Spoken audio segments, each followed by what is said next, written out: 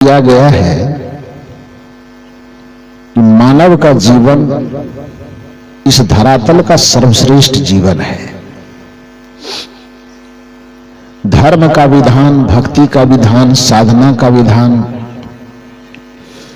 मानव जीवन को ही सजाने और संवारने के लिए है। धर्म की परिभाषा जब वैशेषिक दर्शन के प्रणेता महर्षि कणाद से पूछा गया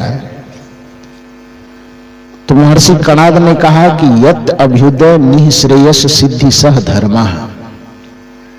ध्यान दीजिए, धर्म के अब तक हम जितने अर्थ को सुने होंगे, धर्म के अब तक जितने मतलब को हम जानते होंगे, इस दुनिया के इतिहासों में उन सब व्याख्या से, उन शब्द परिभाषाओं से हट करके महर्षि कणाद ने समझाया कि धर्म का सच्चा अर्थ है, भक्ति का सच्चा अर्थ है, ज्ञान का सच्चा अर्थ है यत् अभ्युदय निःश्रेयस सिद्धि सह धर्मः।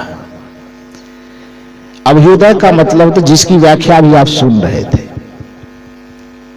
जीवन हमारा हर एक दृष्टिकोण से अभ्युदय मतलब नीत नया हो, नवीन हो, चाहे वह संस्कार नवीन हो, कि विचार नवीन हो, कि व्यवहार नवीन हो, कि रहन सहन नवीन हो, कि खान पान नवीन हो, कि ओढ़ना पहनना, जीवन का हर एक विधान नवीन हो, निरंतर प्रगतिशील हो, अभ्युदय वाला। उदय में अभी उपसर्ग का संयोग हो गया। उदय माने क्या होता है कि अभी अभी तुरंत तुरंत निकला हुआ, उत्पन्न हुआ। तो यत् अभ्युदय एक भाग हुआ जीवन का। निःश्रेयस, निःश्रेयस अर्थ है अध्यात्म, आत्म कल्याण, आत्म उद्धार को संस्कृत साहित्य में निःश्रेयस कहा जाता है।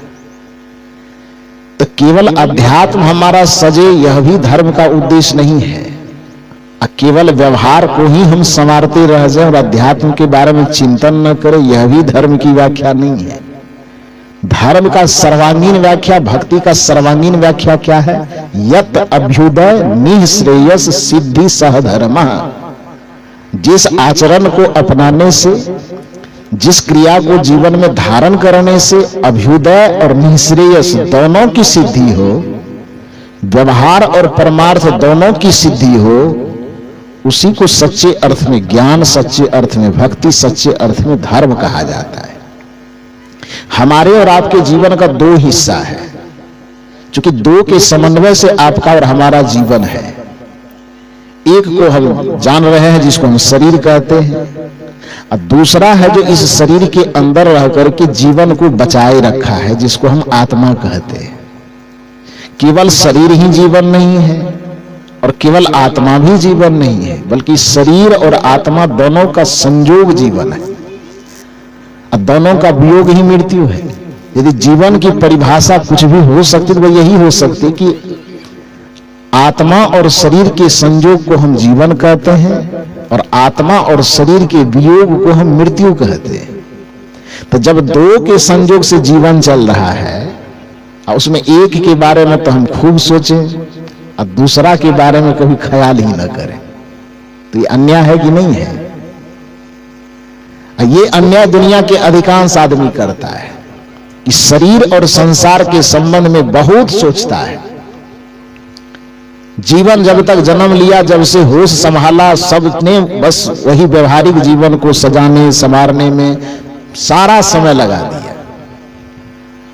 आत्मिक जीवन के बारे में कभी सोच नहीं पाता। इसलिए संत कहते हैं कि तुम्हारा जीवन व्यर्थ जा रहा है। जो संत की संगति में लगता है वही जीवन को पूर्णता के साथ जी पाता है। कबीर साहब की भाषा में कहें तो कबीर साहब ने कहा कि संतन के संग लाग रे तेरी अच्छी बनेगी, अच्छी बनेगी तेरी बिगड़ी बनेगी। लोगों ने सवाल किया कि आप संत के संग में लगने के लिए कहते क्या और बिना संत के जीवन नहीं जिया जाता है? कबीर साहब ने कहा जीवन जिया जाता है, लेकिन अधूरा जीवन जिया जाता है। तो कहा पूरा कहां जिया जाता है? सदगुरु कबीर साहब ने कहा संतन के संग पूर्ण कमाई। क्या कहा? पूर्ण। पूर्ण का मतलब पूरा। बिना संत के शरण में आए अधूरी जिंदगी आप जीते, केवल शरीर के स्तर पर जीते। बेटा बेटी, धन दौलत, पद प्रतिष्ठा, महल अटारी, वो शरीर से जुड़ा हुआ जीवन है। शरीर से जुड़ा हुआ जीवन यदि उसे न माना जाए तो आपसे पूछा जाए कि अभी तुरंत आत्मा निकल जाए, तो जो धन जोड़े हैं वो शरीर के साथ यही रह जाएगा कि आत्मा के साथ जाएगा। जो पद कमाए हैं आप, जो रिश्ते कमाए हैं आप, जो संबंध कमाए हैं आप, जो दुनियादारी की जो भी उपलब्धियां हासिल किए हैं, शरीर छूटने के साथ साथ बाकी जोड़ा हुआ सब चीज छूट जाएगा कि साथ जाएगा? छूट जाएगा। तो जो शरीर के छूटने के साथ बाकी सब चीज छूट जाने वाला हो, वो शरीर के साथ ही जुड़ा हुआ है। तो इसलिए दुनिया की जो भी भौतिक उपलब्धि आप कमा रहे हैं, बस यह समझिए कि आप शरीर से जुड़े हुए चीज को आप अर्जित कर रहे हैं। शरीर छूटा, बाकी सब छूटा। आत्मा के साथ कुछ रहने लायक उसकी भी कमाई करें। यदि आप ऐसा नहीं करते हैं तो इसका मतलब है कि आप अधूरी कमाई करते हैं। इसलिए कबीर साहब कहते हैं कि संतन के संग पूर्ण कमाई। जब संत की संगति में आ जाओगे तो फिर संत वह जीवन का रास्ता बताएंगे जिस जीवन से आपको पूर्ण कमाई हो सकेगी। व्यवहार भी सध जाएगा और परमार्थ भी सध जाएगा, अभ्युदय भी हो जाएगा और निःश्रेयस की सिद्धि भी, दोनों की सिद्धि हो जाएगी। यत अभ्युदय निःश्रेयस सिद्धि सह धर्म, जिससे हमारा व्यवहार और परमार्थ दोनों सध जाए, जिससे हमारा शारीरिक और आत्मिक दोनों जीवन सध जाए, जिससे हमारा व्यवहार और परमार्थ दोनों सध जाए। सदगुरु कबीर साहब की दृष्टि में उसी को भजन और उसी को भक्ति कहा जाता है। इसलिए सदगुरु कबीर साहब कहते हैं कि जीवन के हरेक अवगुणों को सजा शोधते जाओ, अवगुणों को छोड़ते जाओ। इसका नाम भी भजन है। मन की तरंग मार लो बस हो गया भजन। कबीर साहब केवल माला जपने को ही भजन नहीं कहते, बल्कि कबीर साहब जीवन के अवगुणों को निकालने को भी भजन कहते हैं। जीवन की बुराई को निकालने को भी भजन कहते हैं। आदत बुरी सुधार लो, आदत बुरी सुधार लो। किसी को शिखर खाने की आदत वो छोड़ दिया तो एक भजन उसका पूरा हो गया। कोई बैठ करके एक माला जप रहा है, कबीर साहब कहते हैं उसको भजन कहते हो तो किसी ने अपने जीवन से दारू का त्याग कर दिया है, तो इसको भी भजन कहना शुरू करो, ये भी भजन के दायरे में आता है। मन की तरंग मार लो बस हो गया भजन। लेकिन साथ साथ आदत बुरी सुधार लो, आदत बुरी सुधार लो बस हो गया भजन। मन की तरंग मार लो बस हो गया भजन। मन की तरंगों को मारना जितना भजन के दायरे में आता है, बुरी आदतों को सुधारना भी उतना ही भजन के दायरे में आता है। तो आपके जीवन में जो भी बुरी आदतें जिसके बारे में भी आप सुन रहे थे, बुरी आदत का मतलब केवल एक ही बुरी आदत नहीं होती है। बुरी आदतों में बहुत चीज शामिल है। गलत खान पान ये बुरी आदत है, गलत रहन सहन ये बुरी आदत है, पति पत्नी में झगड़ा करना ये बुरी आदत है, बच्चों को साफ सुथरा न रखना ये बुरी आदत है, गलत खान पान करना ये बुरी आदत है। बुरी आदत के अंदर बहुत कुछ आ सकता है। आपके मुंह से निंदा निकलती ये बुरी आदत है, झूठ बोलना ये बुरी आदत है, बात बात में अपने छोटे बच्चों को कुछ गाली बकना ये बुरी आदत है। जरा सा गुस्सा आया कुछ और बच्चे को गाली बक दी। और सही बता रहे थे कि आप छोटी छोटी जिन आदतों को समझते हैं कि हमारे करने से बच्चे पर कोई फर्क नहीं पड़ता, नहीं, बड़ी छोटी छोटी बातों का असर बच्चों पर पड़ता है। मैं एक छोटी सी घटना बताया करता हूं। बिहार राज्य का पड़ोसी राज्य है झारखंड। आज से लगभग 10-12 साल पहले वहां मेरा कार्यक्रम हुआ। वैसे 15 साल पहले लगभग हुआ था। तो वहां जब मैं कार्यक्रम करने जाता था उस इलाके में, तो एक घर में थोड़ी अच्छी सुविधा थी तो लोग मुझे रखते वही थे। कार्यक्रम भले ही 2-4-5 किलोमीटर की दूरी में हो, लेकिन लोग वहीं पर रखते थे कि साहब यहाँ थोड़ा ठीक ढंग से रहेंगे, तो इस लिहाज से वहां पर मुझे रखते थे। उस घर में रहते रहते 2-4 बार आते जाते, तो उस घर के जो छोटे छोटे बच्चे थे उनसे थोड़ा लगाव हो गया। शायद अपने अपने उम्र वाले से लोग दोस्ती जल्दी कर लेते हैं, तो हम लोगों को उस समय में बूढ़े बूढ़े लोगों से दोस्ती थोड़ा कम होती थी क्योंकि हम लोग उस श्रेणी में भी नहीं आते। तो छोटे बच्चे, हम उम्र के जो लोग थे, उनसे दोस्ती थोड़ी जल्दी हो जाती थी। और हमारा थोड़ा कुछ व्यवहार भी इस तरह का है कि गंभीर रहने की आदत हमारी नहीं है, और हम गंभीर कभी रहना भी नहीं चाहते, क्योंकि हम बचपन से पढ़ते आए कि फूलों से नित हंसना सीखो, भौरों से नित गाना, परों की झुकी डालियों से सीखो शीश झुकाना, दूध तथा पानी से सीखो मिलना और मिलाना, सीख हवा के झोंकों से ले कोमल भाव वहाना। तो यदि फूलों से मुस्कुराना सीखना है तो फूल जैसा मानव जीवन आपको मिला है तो सदैव मुस्कुराते रहे, क्योंकि मानव जीवन की परिभाषा और चाहे जितनी ज्यादा दी जाती हो वो अलग में बात है, लेकिन मेरी दृष्टि में इस मनुष्य को यदि अपने 2 संपदा की रक्षा जीवन भर करनी चाहिए तो 2 संपदा है, एक उनका स्वास्थ्य और दूसरी संपदा है उसको अपने चेहरे की मुस्कुराहट। इसको कभी नहीं गंवाना चाहिए। इस संपदा से बड़ी और कोई संपदा नहीं हो सकती कि आपके पास यदि चेहरे की मुस्कुराहट है, हृदय की प्रसन्नता है, तो समझिए कि इस धरती का सबसे बड़ा धनवान व्यक्ति आप है। और यदि आपके पास स्वास्थ्य की पूंजी है तो आप एकदम बेताज बादशाह है, आपके बराबर बादशाह कोई नहीं है इस संसार में। स्वर्ग की भी कल्पना की गई हमारे समाज में, हमारे परंपरा में 7 स्वर्ग की कल्पना की गई, तो उसमें पहला स्वर्ग जो बताया गया, क्या बताया गया? स्वस्थ शरीर। प्रथम स्वर्ग निरोगी काया, दूसर स्वर्ग घर में कछु माया, तीसर स्वर्ग पतिव्रता नारी, चौथा स्वर्ग पुत्र आज्ञाकारी। स्वस्थ शरीर मिल जाए, समझिए कि आप स्वर्ग में बैठे हुए हैं। स्वस्थ शरीर के साथ साथ आपका हृदय भार से मुक्त है, मन दिल और दिमाग टेंशन से परेशानी से मुक्त है, और आपके चेहरे पर एकदम मधुर मधुर मुस्कान छाई हुई है। समझ लीजिए कि आपके पास धन और दौलत की जागीर हो कि न हो, फिर भी दुनिया के बादशाह आप हैं। तो इसलिए कभी कभी मौका लगे संबंधों में, रिश्तों में, घर में, परिवार में, आपस में बैठ करके कभी कभी ऐसा अवसर निकालिए जिसमें हंसी हो, मजाक हो, थोड़ा खेल सके, थोड़ा हंस सके, और उम्र चाहे आपकी जो कुछ भी हो, लेकिन अपने बचपना को जिंदा रख सके, ऐसा अवसर पैदा करना चाहिए। बिहार में समस्तीपुर एक जिला है, वहां पर एक हार्ट का डॉक्टर था। वहां जब अपने क्लिनिक का थोड़ा उद्घाटन करवा रहे थे तो एक बार ले गए कि चलिए थोड़ा सा, तो गया, हार्ट वगैरह का इलाज करते थे। एक बहुत सुंदर बात उन्होंने लिख रखा था अपने गेट पर, जो उसके अंदर चैम्बर था ना डॉक्टर साहब का, तो डॉक्टर साहब के चैम्बर के जो दरवाजे थे उस चौखट के ऊपर में लिखा हुआ था, ध्यान से सुनिए। दिल को खोलने वाला डॉक्टर जो था,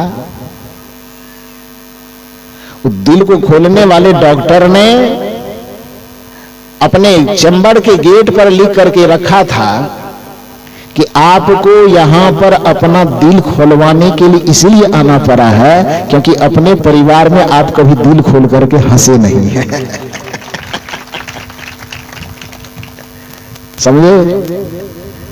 काश यदि आप पति पत्नी के बीच में हमेशा ऐसा मुंह बना करके न रहे कि लगे कि एक दूसरे को देख करके जमराज को देख रहा है। हाँ, माता पिता को बच्चे देखे तो उसे खिल जाना चाहिए।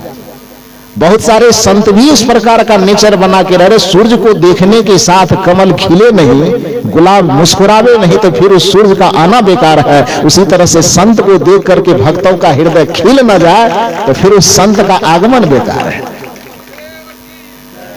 चेहरा एकदम, दिल एकदम, हृदय एकदम खिला हुआ होना चाहिए। ऐसा मुंह लटका के नहीं रखना चाहिए कि लगे कि सीधे जमराज से भेंट हो रहा है। और खास करके सत्संग में कई जगह पर ये शिकायत करते, साहब आप सत्संग में लोगों को इस तरह से मुस्कुराते क्यों हैं, क्यों मुस्कुराते हैं, क्यों हंसाते हैं? तो मैं कहा करता हूं कि उसको मैं सत्संग में बैठा के रखा हूं, कोई श्मशान घाट में मुर्दा जलाने थोड़े आया आया है क्या? आप यहां सत्संग में आए हो, घर में तो आदमी बोझिल होके रहता ही उसका तन मन एकदम कसा हुआ रहता है घर में, उधर सास है, उधर ननद है, उधर भाभी, ये लोग तो और कसा रहता है, कसी रहती है कि नहीं? अब फुर्सत निकाल करके कोई 30 किलोमीटर, कोई 25 किलोमीटर से यहाँ आए हैं, तो यहाँ से और कुछ ले जाए कि नहीं ले जाए, कम से कम मुस्कुराहट न ले जाए तो और क्या ले जा सकता है? तो इसलिए घर में, परिवार में कभी कभी ऐसा मौका जरूर निकालिए कि पति पत्नी में आपस में कुछ ऐसी बात हो जिससे दिन भर का दिल दिमाग जो दबा हुआ है वो दबाव कम हो और एकदम हृदय खिलखिला उठे। भाई भाई के बीच में, माता पिता के बीच में, सगे संबंधी, कभी कभी ऐसा मौका निकालो कि आपस में बैठो आप, और आपस में बैठ करके आप कौन माला जपते हैं, कौन भजन करते हैं, वो बाद में तय होगा। यदि आप आपस में बैठ करके कुछ ऐसी बात करके, कुछ ऐसी हल्की बात करके अपने मन को हल्का कर रहे हैं और मुस्कुरा रहे हैं, तो समझिए वह भी भक्ति के दायरे में आ रहा है, वह भी भजन हो रहा है। कभी खाने के बहाने, कभी किसी बहाने आपस में बैठिए, ये संस्कार चाहिए। तो कहने का ये मतलब है कि अपना उस तरह का व्यवहार बना करके रखे जिसके कारण युवा पीढ़ी के लोग, बच्चे लोग हम लोगों से थोड़ा ज्यादा करीब आते। अब पढ़े लिखे विभाग से जुड़े हुए होने के कारण, साहित्य से जुड़े, पढ़ाई लिखाई से जुड़े हैं, तो खास करके जो विद्यार्थी वर्ग के लोग हैं वो हम लोगों के करीब थोड़ा ज्यादा आते हैं और आपस में बढ़िया से खुल करके बातचीत करते हैं। जो भी उसकी समस्या, जो भी बात होती है, खुल करके रखते हैं, रखना भी चाहिए। तो एक छोटा सा बच्चा था जिसकी उम्र लगभग 3-4 वर्ष रही होगी। क्या आपका चरचरा रहा है बाजा वाले भाई? इसको बंद कीजिए, सब वीडियो खराब हो जाएगा। नहीं नहीं, वहीं से चरचराता हो।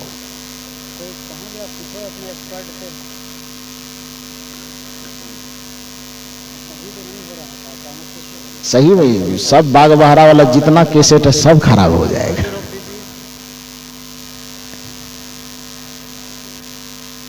थोड़ा बढ़ाइए,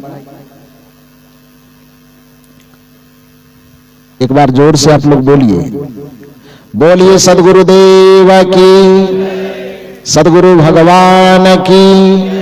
आवाज थोड़ा और बढ़ाइए। तो मैं निवेदन कर रहा था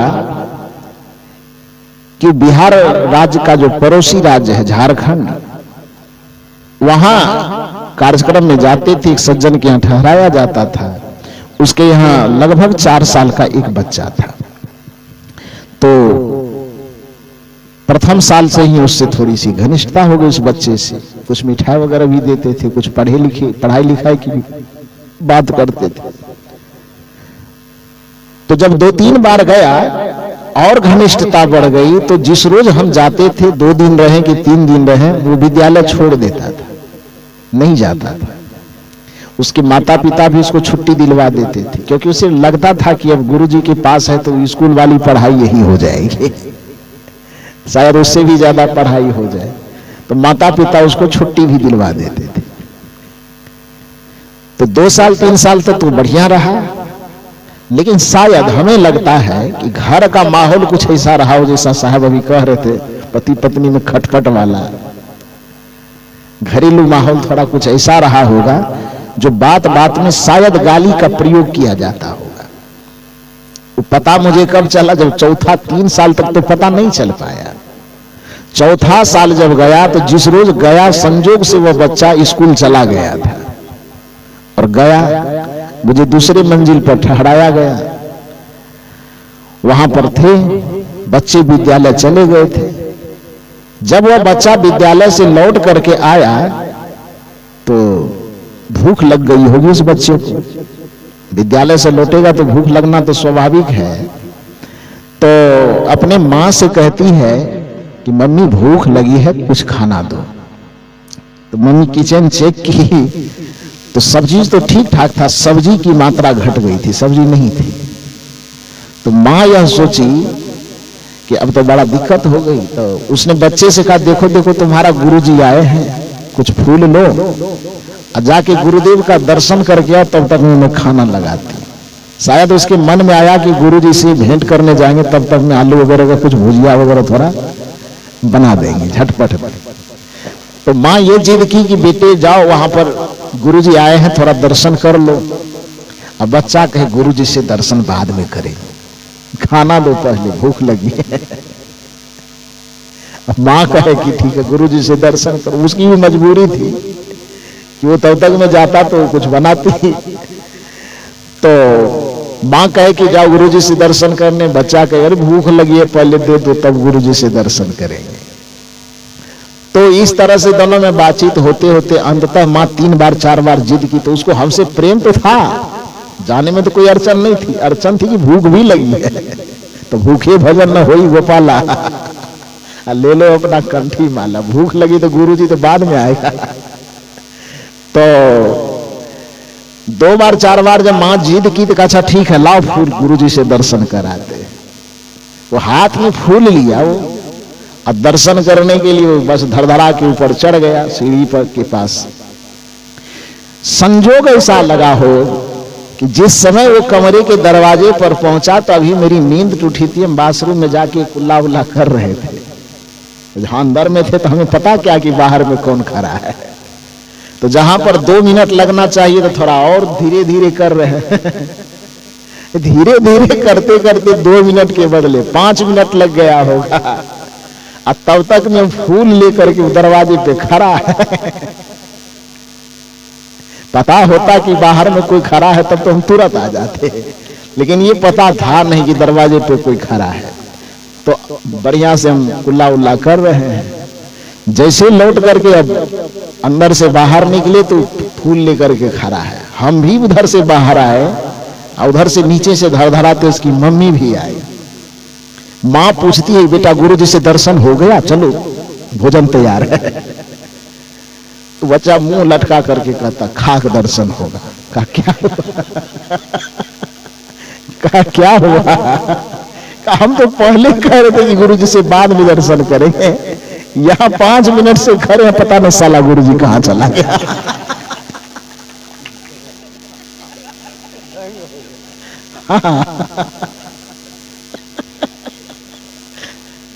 तो सुन करके मुझे बड़ी जोर हंसी आई।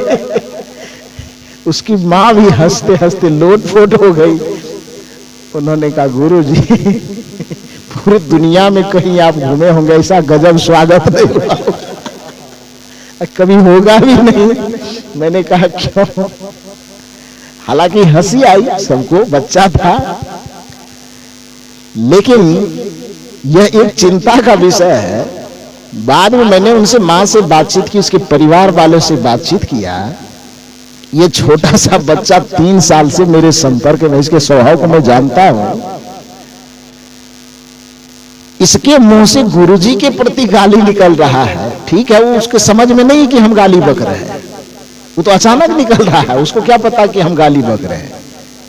लेकिन उसके मुंह से किसी भी कारण से गाली निकल रही तो स्वाभाविक है कि इस बच्चे के परिवेश में गाली का ऐसा माहौल रहा होगा जो बातचीत के क्रम में उसके मुंह से गाली निकल रही है, उसको पता भी नहीं चल रहा कि गाली निकल रही।